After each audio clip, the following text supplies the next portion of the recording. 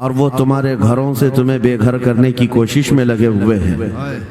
ایک بات یاد رکھو، میں آج کے اس منبر سے انہیں پیغام دے کر کے جاتا ہوں، تم کیا تمہارے باپ داداؤں نے بھی اکھاڑنے کی کوششیں کی ہیں؟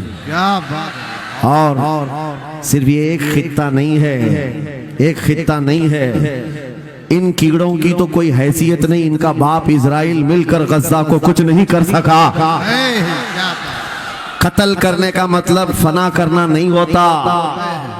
اسرائیل جیسی ظالم طاقت جس کے پاس سپر پاور طاقتیں پیٹروٹ میزائل بھی ہیں، دادا امریکہ ساتھ میں کھڑا ہوا ہے، یورپی یونین ساتھ میں کھڑی ہے، اور نہتے کنکریاں لے کر کھڑے ہونے والے بچوں کا مقابلہ کر رہے ہیں، اور ایک دو نہیں 10,000 سے زیادہ قتل بھی کر ڈالے، بچوں کو مار بھی دیا، لیکن پیٹ نہیں بھرا، ڈر ختم ہی نہیں ہوا۔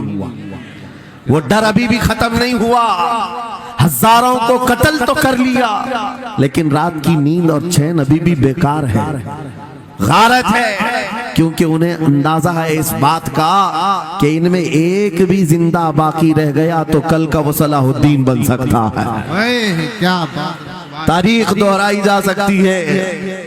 تمہارے علاقوں کو اکھاڑ پھینکنے اور اس کو بے گھر کرنے کی ایک ہی سازش ہوتی ہے کہ یہ غلامان امت محمدیہ میں رسول پاک صلی اللہ تعالیٰ علیہ وسلم کی اس امت میں کوئی شیر بیدار نہ ہو جائے، ورنہ کتوں کی نیند حرام کر کے رکھ دے گا۔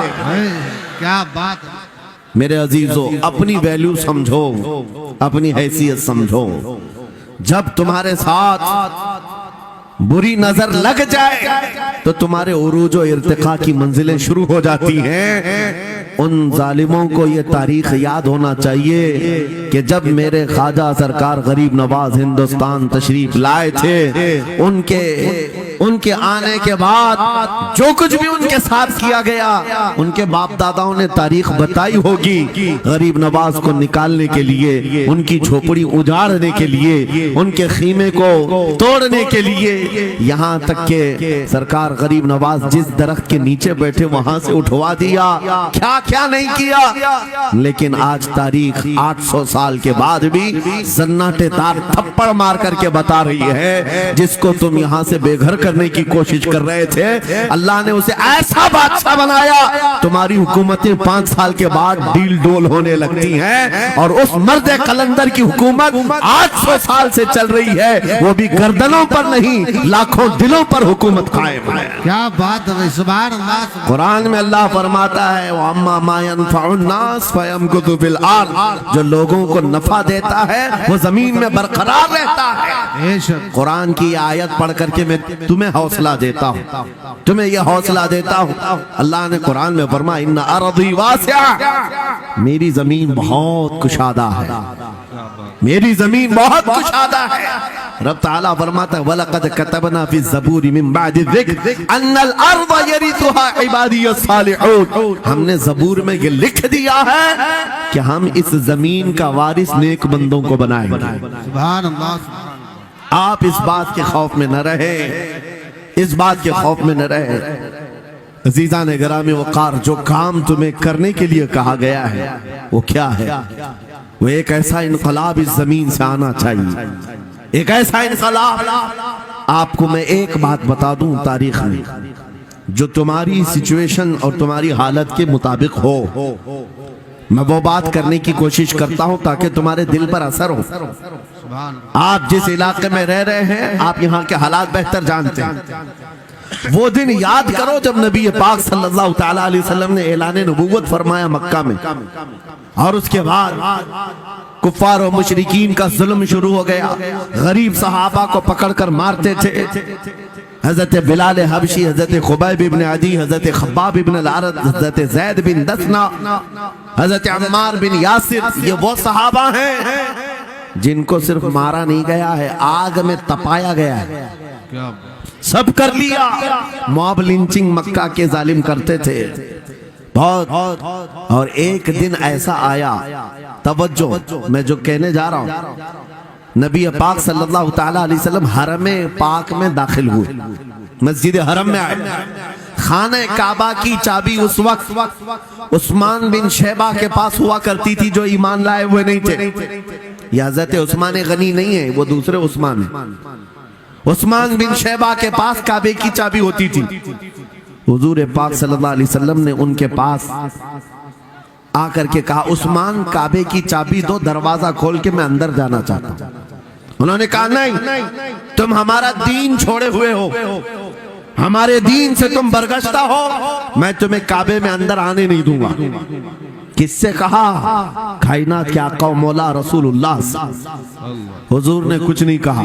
توجہ، میرے آقا نے فرمایا عثمان یاد رکھنا ایک دن یہ چابی میرے پاس ہوگی اور یہ چابی میں جس کو چاہوں گا دوں گا اور قیامت تک اس سے کوئی چابی چھین نہیں سکے گا. سبحان اللہ سبحان اللہ. اتنی بڑی بات، جبکہ مکہ کے حالات بہت الگ تھے. جگہ جگہ صحابہ کو مارا جا رہا تھا اور چھپ چھپ کر کے اسلام کی تبلیغ کی جا رہی تھی. اس زمانے میں میرے آقا فرماتے ہیں عثمان یہ چابی ایک دن میرے ہاتھ میں ہوگی کعبے کی، میں جسے چاہوں گا عطا کروں گا اور پھر قیامت تک اس سے کوئی چابی نہیں چھین سکے گا. یہ حدیث پاک میں موجود ہے. عثمان بن شیبہ کہتے ہیں پہلے تو مجھے ہنسی آئی، کیونکہ یہ خانہ کعبہ کی چابی کی ذمہ داری عام نہیں ہوتی، خاندانی ہے، برسوں سے چلی ہوئی وراثت کے ساتھ آتی ہے. اور یہ اس طرح سے مجھے کہہ رہے کہ چابی ان کے پاس چلی جائے گی. اور پھر عثمان بن شیبہ کہتے ہیں ان کے حالات دیکھ کر کے تو لگ نہیں رہا تھا کہ چابی جائے گی، لیکن جلال جس انداز میں گفتگو ہو رہی تھی یہ دیکھ کر ڈر بھی لگ رہا تھا کہ کہیں یہ سچ مچ چابی لے تو نہیں لیں گے. پھر عثمان بن شیبہ کہتے ہیں وہ حالات بھی آ گئے کہ جب رسول اللہ ہجرت کر کے چلے گئے مکہ سے، صحابہ بھی گھر بار چھوڑ کر چلے گئے. عثمان بن شیبہ کہتے ہیں اب تو دل میرا چوڑا ہو گیا، کہاں مجھ سے چابی لینے کی بات کر رہے تھے، کہاں ان کا گھر بھی نہیں بچا، گھر بھی چھوڑ کر جانا پڑا. اگر کل تمہارا گھر چھوڑ کر جانا پڑے تو میری یہ بات یاد رکھنا، اس حدیث کو یاد رکھنا. حضور پاک ہجرت کر کے چلے گئے، صحابہ بھی اپنے گھر بار سب چھوڑ کر مدینے چلے گئے. عثمان بن شیبہ کہتے ہیں اب تو میرا سینہ چوڑا تھا، کہاں یہ چابی کی بات کرتے تھے، کہاں اپنا گھر بھی نہیں رکھ سکے. سال گزر گیا، 2 سال گزر گئے، 3 سال گزر گئے، 4 سال گزر گئے، 5 سال گزر گئے، 6 سال گزر گئے. ہجرت کے بعد پھر وہ دن آ گیا جب نبی پاک صلی اللہ علیہ وسلم 10,000 صحابہ کے ساتھ 20 رمضان المبارکہ کو مکہ میں فاتح مکہ بن کر داخل ہو رہے ہیں. سبحان اللہ سبحان اللہ. 6 سال کے بعد واپس ہی ہے. جب حضور تشریف لائے مکہ کی گلیوں میں اب مقابلہ کرنے کی کسی کی ہمت نہیں تھی، طاقت نہیں تھی. حضور پاک جیسی حرم مکہ میں داخل ہوتے ہیں سارے ادھر ادھر چھپ کر کے بھاگ رہے تھے جنہوں نے ظلم کیا تھا اپنے دور میں. کوئی اس کے گھر بھاگ رہا ہے، کوئی اس کے گھر بھاگ رہا ہے. وہ دن آئے گا، یاد رکھو، وہ دن یاد رکھنا. کفار مکہ بھاگ رہے تھے، جان بچا رہے تھے، اور میرے آقا کعبے کے پاس کھڑے ہو کر کے اعلان کر رہے تھے آج تمہاری جان بخش دی گئی ہے، آج تمہارے لیے رحمت کا دن ہے، ہم آج کسی کے ساتھ مقابلہ نہیں کریں. حضور اپنی رحمت کے خیرات بانٹ رہے ہیں. پھر آپ سنو 10,000 صحابہ کے ساتھ جب مکہ مکرمہ میں میرے آقا داخل ہوئے، اب خانہ کعبہ کھولنے کی بات تھی. چابی کس کے پاس ہے؟ عثمان بن شیبہ کے پاس. بلایا رسول اللہ نے، کہاں ہے عثمان بن شیبہ؟ آئے سر جھکائے ہوئے آئے، ایمان لائے ہوئے نہیں تھے. کہا لاؤ چابی. چابی دے دیا حضور کے ہاتھ میں. کہا ہے عثمان کیا میں نے یہ بات نہیں کہی تھی ایک دن یہ چابی میرے ہاتھ میں آئے گی؟ وہ سر نہیں اٹھا سکے، سر جھکائے کھڑے رہے.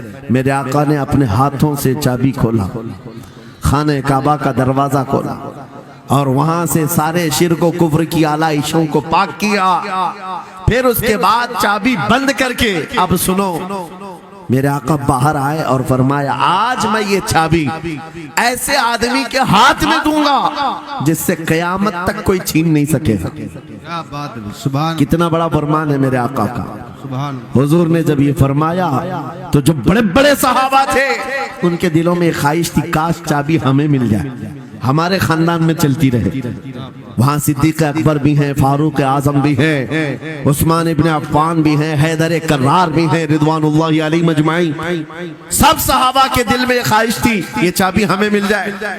मेरे आका सल्लल्लाहु अलैहि वसल्लम ने सबकी तरफ देखा और फिर आयत पढ़ी, इन्नल्लाह यअमुरुकुम अन तुअद्दुल अमानाति इला अहलिहा, बेशक अल्लाह तुम्हें हुक्म देता है अमानत उसके अहल के सुपुर्द कर दो। ये आयत पढ़ करके मेरे आका फिर उन्हीं शख्स को बुलाते हैं जिनके पास पहले से चाबी थी, उस्मान बिन शैबा, करीब आओ, करीब आओ। वो कहते हैं मेरी तो हालत गैर थी, आज तो मैं मुजरिम बन करके आया था, कैदी बन करके आया था, मुझे तो आज मारा जाना था, ईमान लाए हुए नहीं थे। हुजूर ने कहा ये चाबी वापस मैं तुमको ही देता हूँ और सुबह क़यामत तक ये तुम्हारे खानदान में रहेगी। सुभान अल्लाह। इतना कहना था, उस्मान बिन शैबा ने पुकार कर कहा ला इलाहा इल्लल्लाह मुहम्मदुर रसूलुल्लाह। क्या बात है, सुभान। मेरे अजीजों आज भी जाकर देख लेना, दसियों बादशाह आए होंगे, सैकड़ों हुकूमतें बदल गई होंगी, खाने काबा की चाबी आज भी उस्मान बिन शैबा के खानदान में ही मौजूद है। वो सहाबी रसूल। मैं ये हदीस इसलिए आपके सामने अर्ज किया, तुम उस रसूल के उम्मती हो, उस रसूल के उम्मती हो जिन्हें एक बार ललकार करके चैलेंज कर दिया गया था कि काबा की चाबी नहीं देंगे। मेरे आका सल्लल्लाहु अलैहि वसल्लम ने अपने जलाल और जमाल के संगम के साथ ऐलान फरमाया था ये चाबी मेरे हाथ में होगी। आज उस हबीब कायनात रसूल कायनात सल्लल्लाहु अलैहि वसल्लम की उम्मत को मैं ये हदीस सुना करके अर्ज कर रहा हूँ, हालात अगर मक्का जैसे आ गए तो नर्वस मत हो जाना, हमारा घर लुट जाएगा, हमारी चाबियां चली जाएंगी, हमारे कुवाड़ दरवाजे बंद हो जाएंगे। उस नबी को याद करना, आका आपका उम्मती अगर बेघर किया जा रहा है, आपकी तरफ से मदद आ जाए और आएगी, मेरा यकीन है मदीने से आवाज आएगी। आज ये जालिम कुत्ते अगर तुम्हारा दरवाजा बंद करते हैं, इंतजार करो, इंतजार करो, कुछ देर की खामोशी है, फिर शोर आएगा। आज कुत्तों का वक्त है, कल हमारा दौर आएगा। नारे तकबीर, नारे रिसालत, अज़मते रसूल, शाने रसूल, फैज़ाने औलियाए इकराम, फैज़ाने आशिक़े रसूल। बात सिर्फ इतनी है कि हम छोटी छोटी तकलीफों से बिलबिला उठते हैं और हम सबर की तरफ नहीं देखते हैं। हमें हालात आज हिला दिए जाएंगे, झिझोड़ दिए जाएंगे। कुरान पाक में रब ताला फरमाता है, अम हसिबतुम अन तदखुलुल जन्नह वलम्मा यातिकुम मसलुल लदीन खलौ मिन क़ब्लिकुम मस्सतहुमुल बअसाउ वद्दर्राउ वज़ुलज़िलू हत्ता यक़ूल अर्रसूलु वल्लदीन आमनू मअहु मता नस्रुल्लाह अला इन्न नस्रल्लाहि क़रीब। मेरा रब फरमाता है, क्या तुम ये सोच कर बैठे हो कि ऐसी ही जन्नत में दाखिल हो जाओगे और पहले वालों को जिस तरह तकलीफें आई तुम्हें नहीं आएंगी? उनको हिला दिया गया था, यहाँ तक कि रसूल ने भी और उनके साथ ईमान वालों ने भी ये कह दिया, ये कहने लग गए अल्लाह की मदद कब आएगी? आगाह हो जाओ, अल्लाह की मदद बहुत करीब है। कुरान की आयत है। तुम अगर ये गुमान करके बैठे हो कि यूं ही जन्नत में चले जाए, हाँ यूं ही हम सारी मंजिलें तय कर लेंगे, जिसका जितना ईमान होगा उतना वो आजमाया जाएगा, उतने इम्तिहानात से गुजारा जाएगा। आज ऐ नौजवानों, तुम्हारे इम्तिहान का वक्त करीब आने वाला है। तुम्हें क्या करना चाहिए? क्या करना चाहिए? इम्तिहान देने के लिए तैयार रहना चाहिए, वरना हवाओं की कीड़े मत बनना। आज हवा उनकी चल रही है तो उनकी जय जय करेंगे, कल इनकी चल रही है इनकी जय जय करेंगे।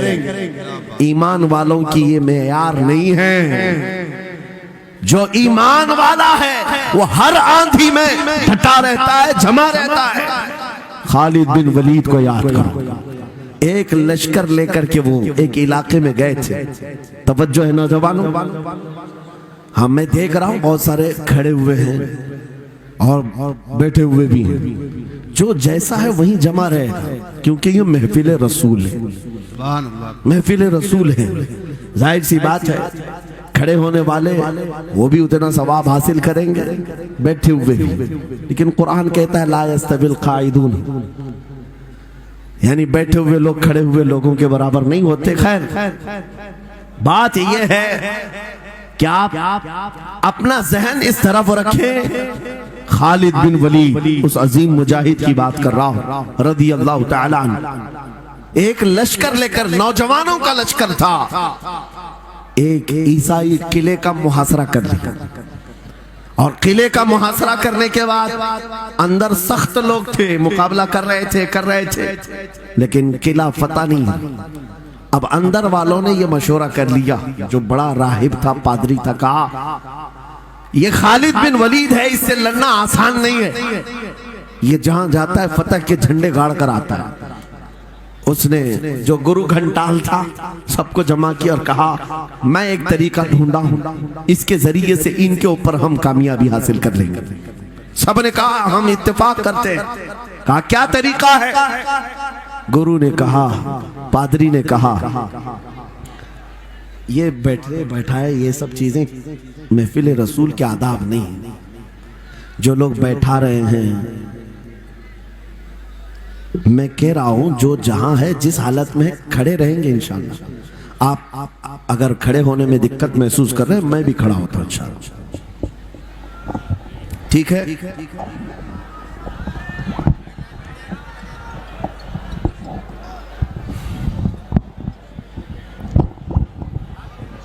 سبحان اللہ، مجھے پتا ہے سب جوان ہیں، صبح تک کھڑے ہونے کو تیار ہیں اور ہم بھی کھڑے رہیں گے انشاءاللہ۔ اب ٹھیک ہے، اب کوئی کسی کو بٹھائے بھی نہیں، کوئی کسی کو کھڑا بھی نہ کرے۔ درود پاک پڑھ لیجئے ایک بار، اللہم صلی علی اللہم صلی علی سیدنا محمد وآلہ وآصحابہ وبارک وسلم۔ مجھے پتا ہے صلی اللہ علیہ وسلم، مفتی صاحب میں یہ آپ کو بتا دوں، ہر جلسے میں یہ حال ہم دیکھتے ہیں۔ وجہ یہ ہے کہ ہم کرسی پہ بیٹھے رہتے، کچھ لوگوں کو نظر نہیں آتے، وہ ہنگامہ کرتے رہتے، ادھر سے نہیں دکھ رہے، ادھر سے نہیں دکھ رہے، اور آس پاس جو بیٹھے ہوئے ہیں ان کو وہ اڑچن سمجھتے ہیں کہ یہ بیچ میں حائل ہو گئے ہیں۔ لیکن میں اتنی بات کہتا ہوں، الحمدللہ ہماری وہ قوم ہے، مجھ جیسے ایک نکمے کو، میں ایک غلام اور خادم ہوں، مجھے دیکھنے کے لیے وہ بیچ میں کسی کو برداشت نہیں کر پاتے، تو یہ اپنے رسول اور اپنے درمیان کسی اور کو کیوں برداشت کر سکتی ہے؟ کیا بات ہے، بہت اچھا، سبحان ہم غلاموں کے لیے ان کے جذبات ہیں تو رسول کے لیے جذبات اور ہیں۔ اللہ، الحمدللہ وہ عشق ابھی سلامت ہے، اسی لیے تو ہم گھوم رہے ہیں۔ اگر مرے ہوتے تو مردوں کو کون خطاب کرتا؟ زندگی ابھی باقی ہے اور ہمیں امید بھی باقی ہے، امید باقی ہے۔ خرافات آ گئی ہیں، مجھے پتا ہے، غلط کام بہت آ گئے ہمارے محلے میں، مجھے صبح سے بتایا گیا بہت سارے، یہ ایک محلے کا المیہ نہیں ہے، ہم جہاں جا رہے ہیں شہروں کے شہر نشے میں تباہ ہیں، برباد ہیں، لیکن ساتھ میں مجھے اس بات کا یقین ہے حضور کی یہ امت گنہگار تو ہو گئی ہے لیکن غدار نہیں ہے، کیا بات ہے، بہت حضور کی غدار نہیں ہے۔ آج بھی اگر ان سے کہہ دو، چاہے وہ کسی بھی طرح کا عمل رکھتا ہو، حضور کی عزت کی بات آئی تو اپنی گردن لے کر حاضر ہونے کو تیار سبحان اللہ ہے یا نہیں میری اس بات پر؟ سنو، خالد بن ولید جب قلعے کا محاصرہ کر چکے ہیں، عیسائی پادری نے اپنے سارے ساتھیوں سے کہا ہم ان کو 3 دن کا ٹائم دیتے ہیں کہ ہم ان کو صلح کرنے کی بات کریں گے، لیکن میری ایک شرط ہوگی، یہ اپنے نوجوان ساتھیوں کو لے کر بازار سے گزرتے ہوئے آ جائے، اگر صحیح سلامت ان کے سارے فوجی آ گئے ہم قلعے کی چابیاں دے دیں گے۔ سارے عیسائیوں نے پوچھا کیا کرنا کیا چاہتے ہو؟ اس پادری نے کہا ملک کی مشہور خوبصورت لڑکیوں کو اور زر و جواہرات کو میں راستے پر بچھا دوں گا، ننگی لڑکیوں کو کھڑا کر رکھوں گا، جب خالد بن ولید کی فوج یہاں سے گزرے گی، نوجوان ہے، نفس بھڑکتا ہے، اور اس طرح سے ایک نوجوان کو خریدنے کے لیے 2 ہی چیزیں ہوتی ہیں، ایک عورت ہے، دوسری دولت ہے، اور نوجوان اس میں پھسل جاتا ہے۔ میں جانتا ہوں کہ جب یہ دونوں چیزیں سجا کر رکھ دی جائیں